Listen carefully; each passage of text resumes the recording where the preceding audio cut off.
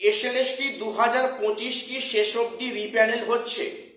সম্ভাবনা সেটাই বেশি। কেন বললাম আমি আলোচনা করছি। এবং এর ফলে কিন্তু অনেকে প্যানেল থেকে বাদ পড়ে যাচ্ছে এবং অনেকে নতুন করে প্যানেলে অ্যাড হচ্ছে। হয়তো এই খবরটা শুনতে খারাপ লাগছে, এটাই বাস্তব কথা বললাম। আমি সে নিয়ে আলোচনা করব আজকে। এবং সেকেন্ড উইক অর্থাৎ জুন মাসের সেকেন্ড উইকে কিছু আপডেট আসছে, রিপ্যানেল সংক্রান্ত কিছু গুরুত্বপূর্ণ খবরাখবর কিন্তু প্রকাশ্যে আসবে। কেন বললাম সেকেন্ড উইক সেটাও আলোচনা করছি। কাজে ভিডিওটা স্কিপ করো না, সবটা দেখো, চ্যানেলটা সাবস্ক্রাইব করে দিও SSC, PSC, group C, group D এবং আপারে গুরুত্বপূর্ণ আপডেট পাওয়ার জন্য। আজকে প্রথম বলি, যে খবরটা হয়তো শুনতে খারাপ লাগাটা স্বাভাবিক, কারণ যারা অনেক স্ট্রাগল করে একটা জায়গাতে পৌঁছেছে, অনেকে সেখানে কাউন্সেলিং করে এসেছে, অনেকে সেখানে 9-10 ইন্টারভিউ লিস্টের নাম আছে, সেক্ষেত্রে সমস্যায় কি করতে হবে। প্রথম বলি, রিপ্যানেল হওয়ার সম্ভাবনাটা খুব বাড়ছে দিনের পর দিন। কেন বলছি? এই সরকার যেটা নিজের মুখে বলছে সেটা যদি তাই হয়, তাহলে কিন্তু প্যানেলটা যে রিপ্যানেল হবে সেটা সময়ের অপেক্ষা। এই সরকার কিন্তু আগে বলেছে যে নিয়ম মেনে, রুলস মেনে, গেজেট মেনে নিয়োগ হবে। সেটা যদি হয় তাহলে কিন্তু রিপ্যানেল হওয়ার সম্ভাবনা খুব খুব বেশি। প্রথম বলি, আজকে তোমরা জানো যে এসএলএসটি 9-10 এবং 11-12 এবং group C, group D, SSC group C, group D, সেখানে দুটো আলাদা প্যানেল ছিল, সেখানে দুটো আলাদা গেজেট ছিল। দুটো গেজেট যদি আমরা একটু ফলো করে দেখি, সেখানে কিছু বিস্তর পার্থক্য আছে। একটু ভিডিওটা মন দিয়ে শোনো। আমরা যদি নবম, দশম এবং একাদশ, দ্বাদশ দেখি, আমরা সেখানে দেখবো যে মেরিট লিস্টটা কিভাবে করা হচ্ছে, সেখানে মানে ভিন্স দেওয়া আছে। এবং নবম, দশম এবং একাদশ, দ্বাদশে যেটা গেজেটে উল্লেখ আছে, যদি গেজেট মেনে নিয়োগ হয় তাহলে এটা কিন্তু পরিষ্কার যে এক্সপিরিয়েন্সের 10 মার্কস কখনো ইন্টারভিউ আগে অ্যাড হতে পারে না। এটা অসাংবিধানিক। সংবিধান মিনস এখানে যেটা গেজেট আছে, দেখো কোনো পরীক্ষার মানে মেন প্রাণ কোনটা, আইন কোনটা, তা গেজেটটা সে আইন।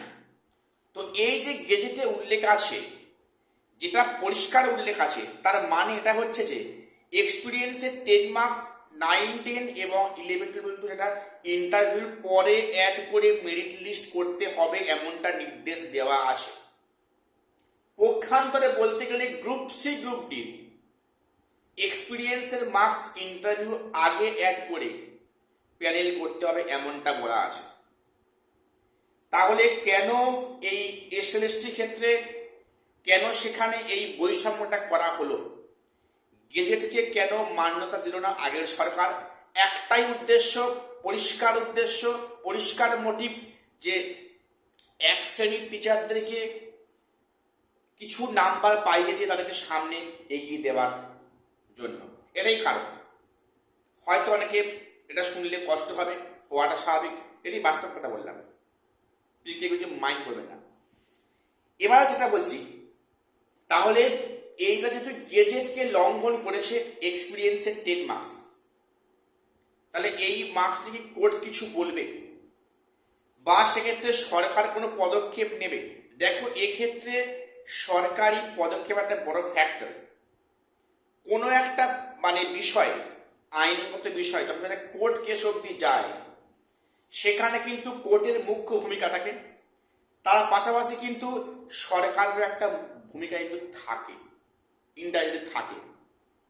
এক্ষেত্রে যদি এই সরকার কিন্তু বলেছে যে গেজেট মেনে, নিয়ম মেনে, ডিসিপ্লিন মেনে, স্বচ্ছতার সঙ্গে নিয়োগ করা হবে এই 25 এসএলএসটিটা, তাই যদি হয় তাহলে কিন্তু অবশ্যই এক্সপিরিয়েন্সের 10 মার্কস ইন্টারভিউ পরে অ্যাড করার কথা। এক্ষেত্রে এই সরকার কি বলবে যে না, এটা গেজেটকে ভায়োলেট করা হচ্ছে, হোক না? এই সরকার চাইবে যে গেজেটকে মান্যতা দিয়েই নিয়োগটা করতে। কাজেই এখানে রিপ্যানেল হওয়ার সম্ভাবনা কিন্তু খুব বেশি। আমি আবারও বলছি, সেক্ষেত্রে অনেকে কাউন্সেলিংয়ের ডাক পেয়েও, অনেকে 9-10-এ ইন্টারভিউ লিস্টের নাম থাকলেও তারা কিন্তু বাদ পড়তে পারে, সম্ভাবনা আছে। এবং যে সমস্ত ক্যান্ডিডেটরা ওয়েটিং আছে 11-12, তাদের মধ্যে অনেকে এমপ্যানেল হতে পারে, বা সেক্ষেত্রে অনেকে কিন্তু 9-10 নতুন করে ডাক পেতে পারে, সম্ভাবনা খুব বেশি। যদি রিপ্যানেল হয় তাহলে কিন্তু চিত্রটা পুরো পাল্টে যেতে পারে, এমনটাই সম্ভাবনা। এখন দেখার বিষয় যে সরকার এটা কীভাবে নেয়। তোমাদের আমি একটা কথা বারবার বলছি, দেখো জনতার দরবারে তো অনেকেই হাজির হচ্ছেন, খুব ভালো কথা। বলবো ইন্ডিভিজুয়ালি যে সমস্ত ক্যান্ডিডেটরা 9-10-এ হচ্ছে কি তারা ফুল মার্কস পেয়েও ডাক পায়নি, 11-12-এ ফুল মার্কস পেয়েও ডাক পায়নি, সেক্ষেত্রে তাদের ডেপুটেশন দেওয়া উচিত যে আমরা বঞ্চিত হয়েছি, ফুল মার্কস পেয়েও আমাদের অপরাধ বা দোষটা করে। এটা কিন্তু অবশ্যই স্থানীয় নেতৃত্বকে জানানো উচিত। স্থানীয় যিনি এমএলএ আছেন, বিধায়ক, সেটা তো বলা উচিত। এই বিষয়টা সর্বদিকে ছড়িয়ে দেওয়া উচিত যে এটা কীভাবে হতে পারে, এটা একটা ইনজাস্টিস। ফ্রেশার্সরা ফুল মার্কস পেয়েও সেখানে ডাক পায়নি, এটা একটা ইনজাস্টিস, যার মূলে দায়ী এই এক্সপিরিয়েন্সের 10 মার্কসটা, যার ফলে আজকে পেশারের বঞ্চনার শিকার। এটা অবশ্যই জনসমক্ষে আনা উচিত এবং কিন্তু সরকারের পক্ষে এটা ভেবে দেখা উচিত। এখন দেখার বিষয় সরকার কি ভাববে বা কি পদক্ষেপ নেবে। তবে আমার যেটা মনে হয় বললাম, রিপ্যানেল হওয়ার সম্ভাবনা খুব বেশি। এইবার যে বিষয়টা বলি, জুন মাসের সেকেন্ড উইকে একটা ভালো আপডেট আসবে এবং সেক্ষেত্রে কিন্তু রিপ্যানেলের খবরও আসতে পারে সেকেন্ড উইকে। যেটা খবর শুনলাম যে জুন মাসের 7 তারিখের মধ্যে বা 7 তারিখে কিন্তু সমস্ত মন্ত্রিসভা গঠন হবে এবং যে যার মন্ত্রীদের দায়িত্ব পেয়ে যাবেন, শিক্ষামন্ত্রীও দায়িত্ব পেয়ে যাবেন। এবং এর এই শিক্ষামন্ত্রী এখন নিয়োগ হয়নি বলে এসএসসি চেয়ারম্যান নিযুক্ত হননি, অনেক আধিকারিক নিযুক্ত হননি বা অ্যাপয়েন্টেড হয়নি। কাজেই শিক্ষামন্ত্রী ক্ষমতায় মানে পদে বসার পরে কিন্তু এসএসসি চেয়ারম্যান আসবেন এবং সম্ভবত সেকেন্ড উইক থেকে কিন্তু অ্যাকশন শুরু হবে, অর্থাৎ পেন্ডিং প্রক্রিয়াগুলো ইন হবে এবং এটা আদৌ রিপ্যানেল হবে না ঠিক করা হবে। অর্থাৎ মোটামুটি জুন মাসের সেকেন্ড উইকে এটা পরিষ্কার হবে যে রিপ্যানেল দিকে আগাচ্ছে কিনা, নাকি না সেটা একটা পুনর্বহাল থাকলো।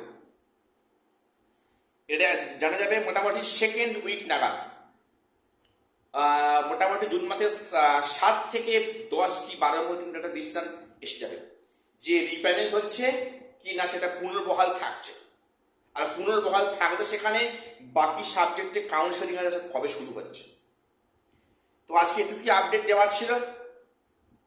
প্রত্যেকের নিজস্ব কমেন্ট অবশ্যই কর্মসূচি উল্লেখ করতে ভুলবে না। চ্যানেলটি সাবস্ক্রাইব করে দিও। দেখা হচ্ছে পরের ভিডিওতে।